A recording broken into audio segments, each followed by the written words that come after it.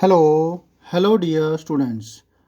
अभी हम कर रहे हैं 10th class R D Sharma math exercise 3.2। Chapter का नाम है pair of linear equations in two variables. इस एक्सरसाइज का क्वेश्चन नंबर 9 का सेकंड पार्ट कर रहे हैं, जिसमें हमें बताना है कि जो ये दो पेयर मतलब एक पेयर दिया हुआ है दो लीनियर इक्वेशंस का, इनका जो ग्राफ होगा वो एक दूसरे को एक पॉइंट पे काटेंगे या नहीं काटेंगे। मतलब जो सिस्टम ऑफ लीनियर इक्वेशन दे रखा है उनका यूनिक सोल्यूशन है या नहीं है। ठीक है, अगर एक पॉइंट पर काटते हैं दोनों की दोनों लाइनें जो इनको रिप्रेजेंट करेगी तब तो यूनिक सोल्यूशन होगा, नहीं तो नहीं होगा। तो इसके लिए हमें इनके सोल्यूशन निकालने पड़ेंगे, मतलब तीन तीन पॉइंट निकालने पड़ेंगे जो कि इनके ऊपर आते हैं।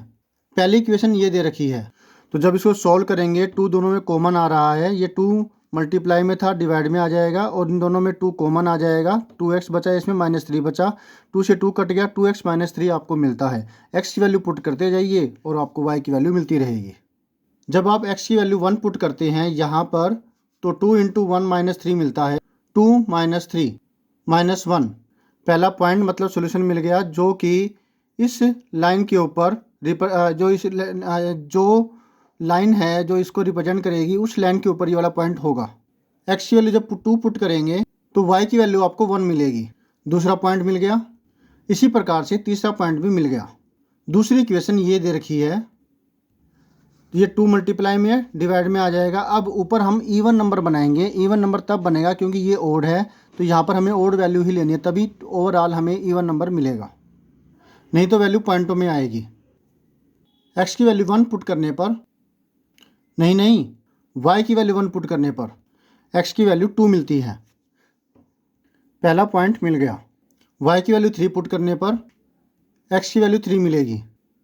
तो ये क्या हुआ, सेम पॉइंट ही है जो ऊपर भी हमें मिला था, और ये भी सेम पॉइंट है। इसका मतलब ये कोइंसिडेंट होंगी, क्योंकि दो पॉइंटों से गुजरने वाली के एक और केवल एक ही लाइन होती है।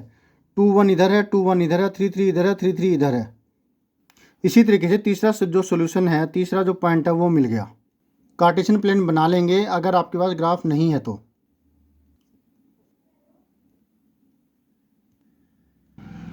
ये कार्टेशियन प्लेन बनकर तैयार हो गया। और अब जो तीन सॉल्यूशन है, तीन पॉइंट है एक के, वो लेते हैं। 1 - 1 2 1 3 3, 1 - 1 यह हो गया। Second point 2 1, third point 3 3। तीनों एक लाइन पर आ रहे हैं, मतलब हमने तीनों पॉइंट सही निकाले हैं। जो सेकंड इक्वेशन के पॉइंट निकाले हैं तो ये दोनों तो हमें मिले ही हुए हैं। नेक्स्ट है 4 5, वो भी इसी पर मिल जाएंगे, इसी लाइन के ऊपर आना चाहिए, आएगा भी। 4 5 थोड़ा सा बढ़ाना पड़ेगा और ये 5 पॉइंट हो गया, और ये पॉइंट आ गया 4 5। तो दोनों ही लाइनें जो होगी, मतलब एक ही लाइन है लेकिन इन दो इक्वेशंस को रिप्रेजेंट करने वाली हम अलग अलग दो लाइनें समझे, तो वो दोनों के दोनों क्या है, कोइंसिडेंट है। लाइंस कोइंसिडेंट है तो दोनों की दोनों जो इक्वेशंस है वो इनफाइनाइट पॉइंट पे मिलती है, मतलब इनके लिए इनफाइनाइट सॉल्यूशन हो गए। सो जो गिवन इक्वेशंस है, लीनियर इक्वेशंस है, वो यूनिक सॉल्यूशन नहीं रखती है। तो ये आपका आंसर हो गया। इसका स्क्रीनशॉट ले लीजिए, किस प्रकार से ये बनाया गया है, ग्राफ पर अपलोड कीजिए। और ये यहाँ पर हमने तीन तीन सॉल्यूशन, तीन तीन पॉइंट निकाले थे जो कि इन लाइनों के ऊपर आते हैं। एक ये थी और एक ये, इसका भी स्क्रीनशॉट ले लीजिए। अलग अलग बच्चों का अलग अलग आ सकता है, डिफरेंट आ सकता है। बस ये है कि लाइन वहाँ पर वो ड्रॉ हो जाएगी और तीनों पॉइंट एक ही लाइन पर आने चाहिए। तो होप सो आपको अच्छे से समझ में आ गया। फिर भी कोई डाउट हो तो कमेंट करके पूछेगा। तो thank you students for watching your own video. मिलते हैं नेक्स्ट वीडियो में, जिसमें हम करेंगे next question. Always have a great time. Bye.